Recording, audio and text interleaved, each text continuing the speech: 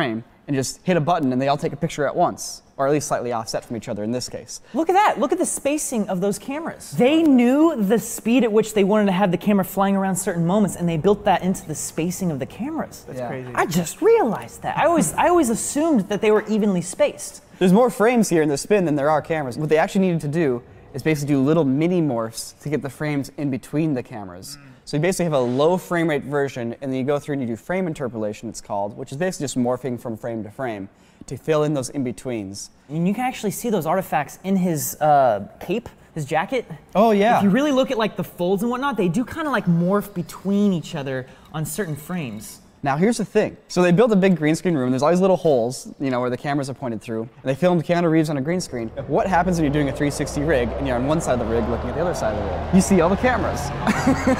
So they had to recreate the background in CG. Now this is a problem in 1999 because you don't have the capabilities to make photorealistic CG, and yet here we are with a photorealistic background. So why is it photoreal, Nico? So the trick that they came up with was, hey, let's just go to our actual set. We'll literally just take pictures of it as is, with all the lighting already baked in, the shadows already there, and we'll just use that as a texture, and that's it. Most people don't notice this, but when Trinity does her kick, the background is 100% CG, and when Agent Smith and Neo jump at each other and they're holding the guns in the subway, the background is also 100% CG in those shots. If you want to remake this shot yourself, all you'd have to do is get a bunch of cameras, they wouldn't have to be expensive ones, some green screen poster board, and an actor who flops, and there you go. It takes some work, but it's by all means something that's doable. One person could recreate this effect shot these days.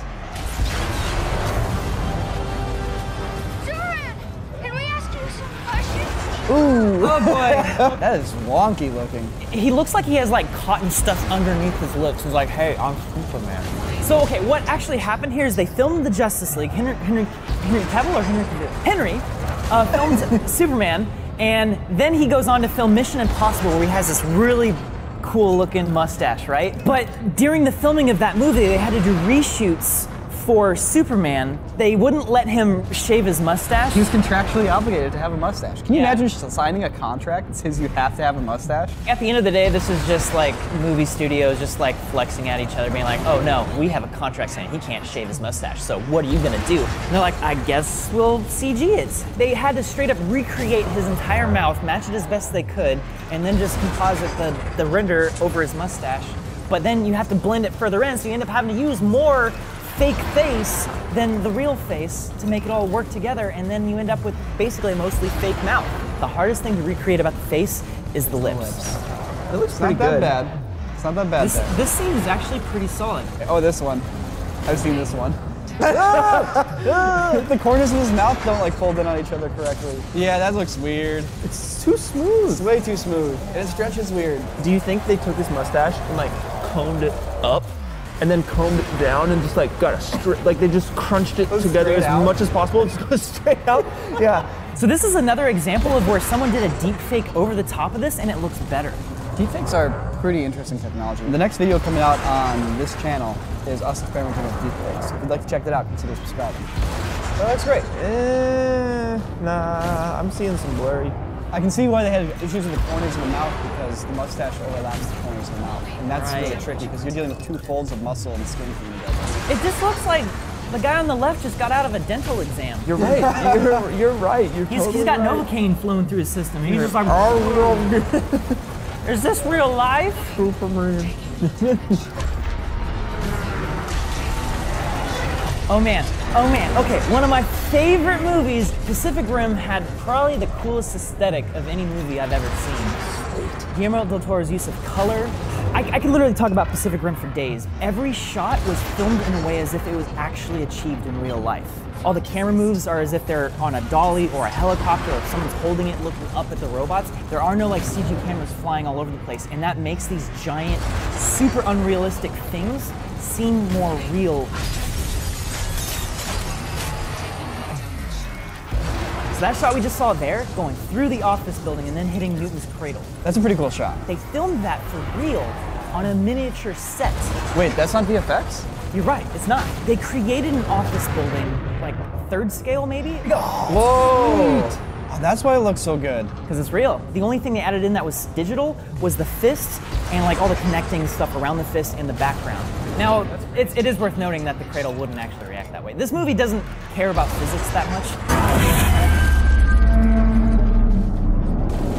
But okay, the reason why I wanted to bring up this movie is to compare it to the abysmal second movie. Oh, we're going there. I never saw it. You're not missing out, dude. It was just such a disappointment. Tiny monsters. I don't want tiny monsters. Yeah, it's like this has like one of those ethereal cameras where it moves without any sort of relation to real space, which works for some movies. It obviously works for The Matrix, but this is an example where you don't want to do that because it just kind of reinforces the idea that the fake things you're seeing are actually fake. Yeah, and I'm just watching an animated film. Look at this camera move here. It's a digital camera move, and it's just like flying between each of the Jaegers as they're like powering up their weapons. Yeah, and it's like the robots look cool, I guess. In the second movie, I also noticed that the Jaegers are faster than the Jaegers from the first movie, and that also serves as a disadvantage for making them look realistic. What made the Jaegers from the first movie look so good is the fact that they were so slow. They were just like, boom, boom. In the second movie, like, boom, boom, boom.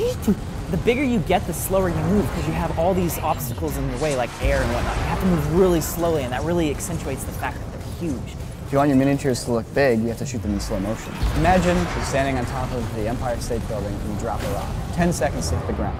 Now imagine you have a 10-foot model of the Empire State Building and you drop a rock after that. If you wanted it to look the same size, you would need to slow down time for that rock to take 10 seconds to hit the ground. And so that's the kind of math they do when filming miniatures. They change the frame rate to make you record slower to make the physics move at the same speed as they would if it was a lot bigger. Do you guys want to see the best miniature explosions you've ever seen? Salvation? Yeah, you wouldn't think Terminator Salvation would have the best miniature explosion, but these are by far the best miniatures I've ever seen. Whoa. So they time the shock waves with other explosives so that things all fall apart at the exact time they should. Because obviously your miniature is not going to have enough force to blow things away with a shockwave. Watch this. There's an explosion for when it hits the ground. Boom! See that? That timing is nuts. You don't think it's just like a master behind his like board and he's just like, bah, brrrah. In True Lies, I was like, how did they blow up this massive bridge and how did this car just plummet into the ocean? And it was with the miniatures. That's real right there. It's incredible. I can see the bridge, it's coming. Come on. Yes! Yes! Yes! And it hits that air, and then the truck freaking lands it on the other side of the bridge. Yeah! Man. Good. It's affirmative. I forgot about the Pelican. Dude, James Cameron with the goofs, man. I think we've had enough of shots that we really enjoy. It's time to look at something that no one enjoys. Whoa, whoa! Oh, God! Oh. Dude, that's like that Key and Peele. straight deep fake the baby. That's, I'm getting triggered, dude. I'm getting triggered pretty hard.